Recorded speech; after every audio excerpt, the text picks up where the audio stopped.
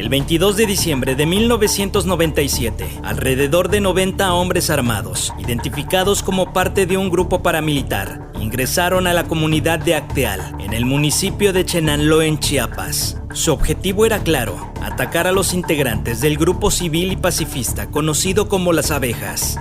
Esa mañana, decenas de personas oraban por la paz dentro de una ermita cuando inició el ataque. 45 indígenas tzotziles, entre ellos niños, ancianos y mujeres embarazadas, perdieron la vida y decenas de personas terminaron heridas. El ataque ocurrió a tan solo 200 metros de un retén policial, un detalle que desde entonces ha sido imposible de ignorar. Lo que pasó en Acteal se convirtió en una de las heridas más profundas y polémicas en la historia reciente de México. Archivos Mortales presenta Acteal, crimen de Estado.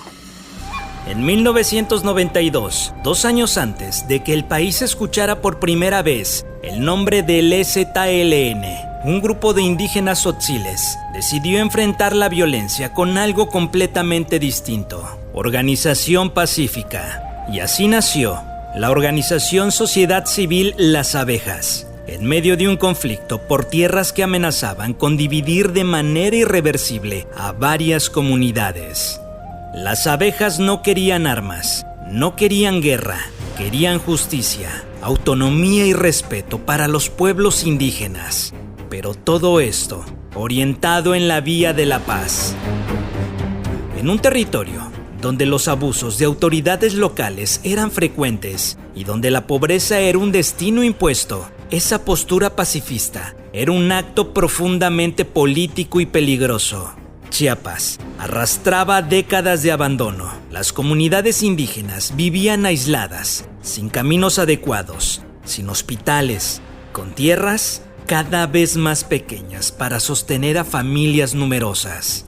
Mientras tanto, los caciques locales, muchos ligados al PRI, controlaban programas, recursos y decisiones. A veces eran la ley y a veces eran la amenaza. El 1 de enero de 1994, el país despertó con un reclamo que por fin se hacía escuchar a nivel nacional.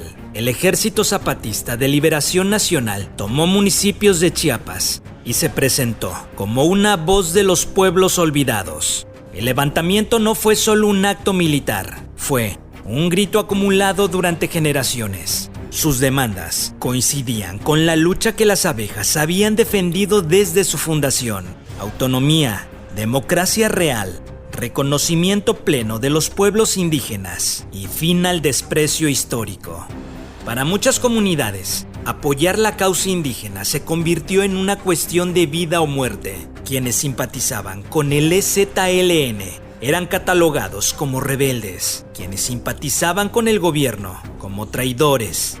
Las abejas no encajaban en ninguno de los dos extremos, y eso las volvió vulnerables. Esto generó la percepción entre autoridades locales y grupos priistas de que eran cómplices o aliados silenciosos de los insurgentes. Y así, en los pueblos de Chenaló comenzaron a surgir divisiones profundas. Ese mismo año y el siguiente, ante el levantamiento de los zapatistas, el gobierno federal respondió con 2 estrategias contradictorias. En los medios, diálogo y busca de acuerdos. En el territorio, operativos militares, cercos, patrullajes y una tolerancia evidente hacia la creación de grupos civiles armados.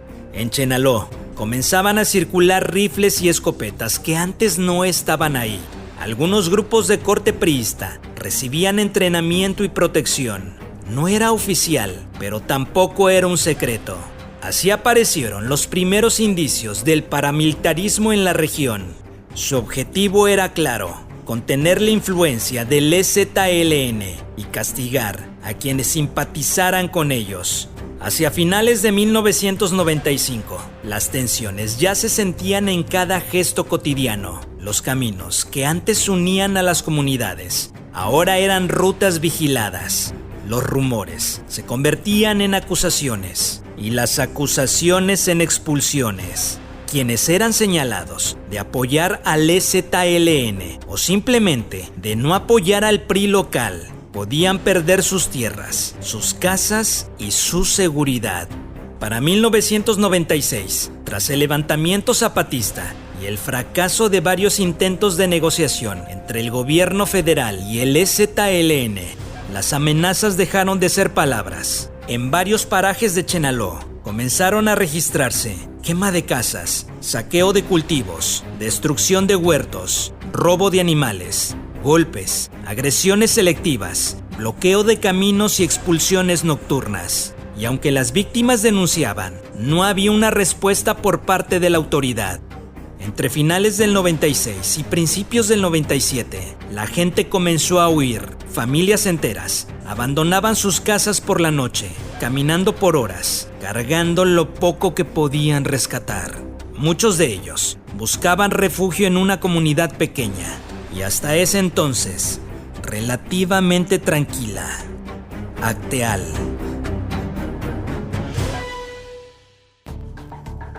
Acteal se convirtió, poco a poco, en un refugio improvisado.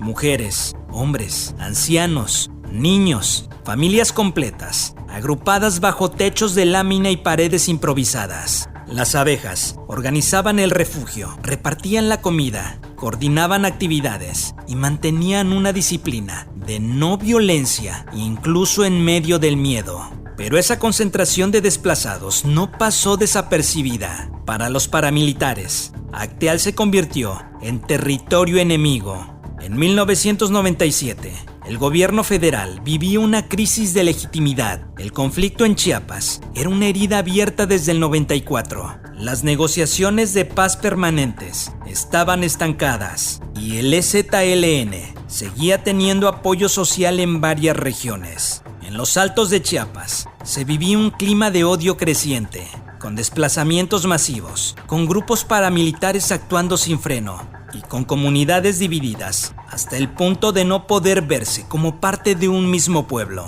Acteal, el refugio de quienes lo habían perdido todo, se convirtió en símbolo de resistencia pacífica, pero también se convirtió en un blanco. Aún así, las abejas se mantuvieron firmes, organizaban ayunos, jornadas de oración y reuniones comunitarias. Denunciaban públicamente lo que estaba ocurriendo y se negaban a ceder a presiones de cualquier lado. La mañana del 22 de diciembre de 1997 empezó como todas las anteriores, silenciosa, tensa y llena de miedo. Aquella mañana, los habitantes escucharon algo que ya era conocido: pasos, voces, movimientos, un grupo numeroso. Se calcula entre 60 y 90 hombres armados. Avanzan lentamente desde las laderas y los senderos. No era la primera vez que se acercaban, pero esta vez venían decididos a terminar lo que habían empezado semanas atrás.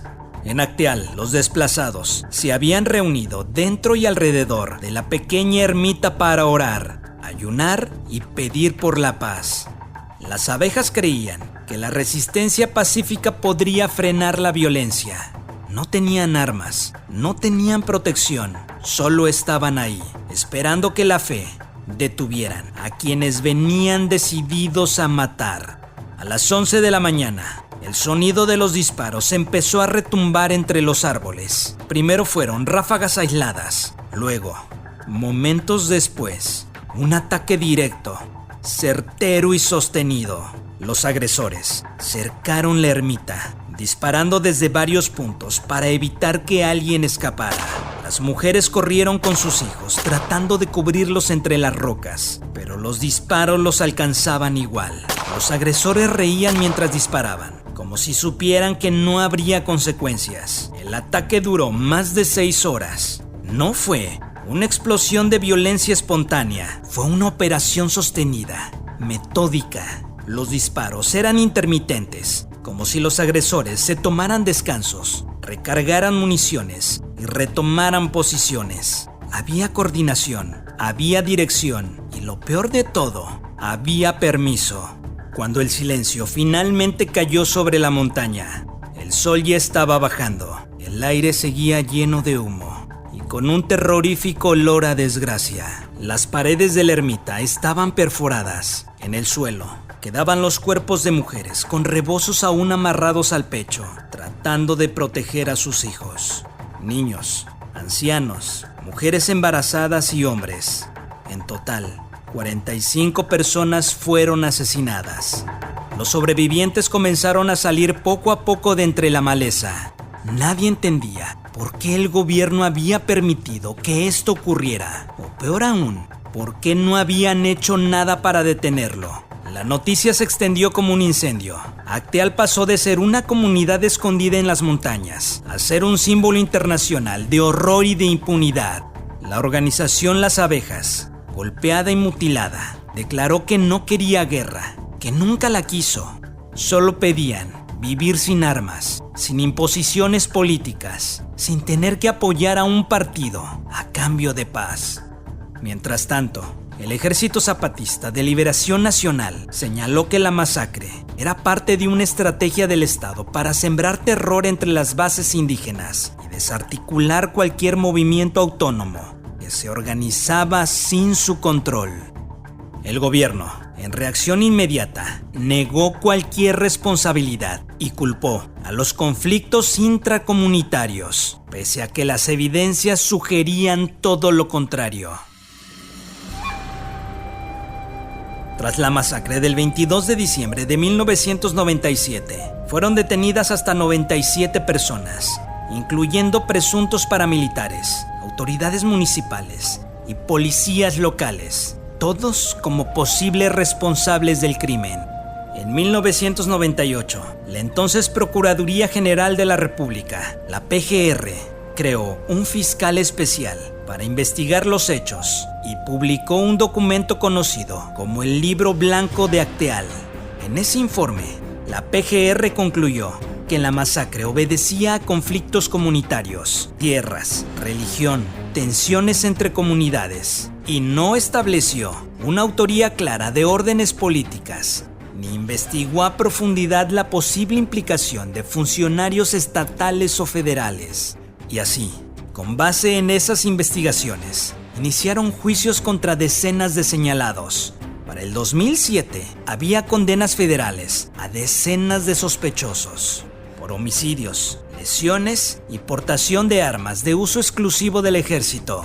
Así, en un principio hubo avances importantes. Sin embargo, esas condenas no perduraron. El 12 de agosto del 2009, la Suprema Corte de Justicia de la Nación otorgó un amparo y ordenó la liberación inmediata de al menos 20 personas previamente condenadas como presuntos responsables de la masacre. La Corte argumentó que durante la investigación y el juicio hubo violaciones al debido proceso, pruebas recabadas de forma irregular, confesiones inducidas y evidencia fabricada. Después, en noviembre del 2009, otros 9 más fueron liberados por razones similares. Para el 2012, la Corte ordenó esclarecer a otros 7 acusados o repetir el proceso. En total, más de 36 personas fueron liberadas en distintos fallos de la Corte. La Organización de los Derechos Humanos denunciaron que estas reversiones evidencian graves deficiencias estructurales del sistema de justicia en México, falta de investigaciones rigurosas, uso de pruebas obtenidas de forma ilícita, omisión de responsabilidad de mando y revictimización. Y después de más de 2 décadas de impunidad y lucha de sobrevivientes, familiares, organizaciones indígenas y de derechos humanos, en 2020, el Estado mexicano dio un paso formal. El 3 de septiembre del 2020, la Secretaría de Gobernación y la Secretaría de Relaciones Exteriores ofrecieron una disculpa pública oficial por los hechos del 97, reconociendo la responsabilidad del Estado por acción u omisión en la masacre. Con ello, también firmaron un acuerdo de solución amistosa con víctimas y familiares. El Estado se comprometió a reparar los daños mediante compensaciones individuales, apoyos de vivienda, infraestructura, becas educativas, rehabilitación comunitaria e inversiones en la región de Acteal. En este acto, el gobierno aceptó que la masacre fue perpetrada por grupos paramilitares con la complacencia de las autoridades y reconoció que durante años se ocultó la verdad, se manipuló la escena del crimen y se criminalizó a las propias víctimas. Pero a pesar de la aceptación de la responsabilidad del Estado, el tema sigue igual. Nunca se conoció quién dio la orden, quién los mandó, quién fue el actor intelectual de tan terribles actos.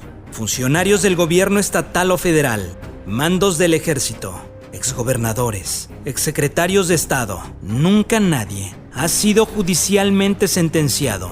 Las investigaciones se concentraron en los autores materiales y en muchos casos se vio obstaculizada la investigación sobre mando y autoría política, porque sí se aceptó, pero nunca se dijo quién. Acteal duele, porque esto nunca debió pasar. Duele porque murieron familias enteras y porque nadie las protegió. Pasaron los años, cambiaron los gobiernos, pero la herida sigue ahí, abierta, viva, esperando una verdad que nunca llegó. Las 45 voces silenciadas siguen preguntando lo mismo. ¿Por qué nadie hizo nada? Y hasta que esa respuesta exista, Acteal seguirá siendo un recordatorio doloroso de que la justicia en México aún le debe a los más vulnerables.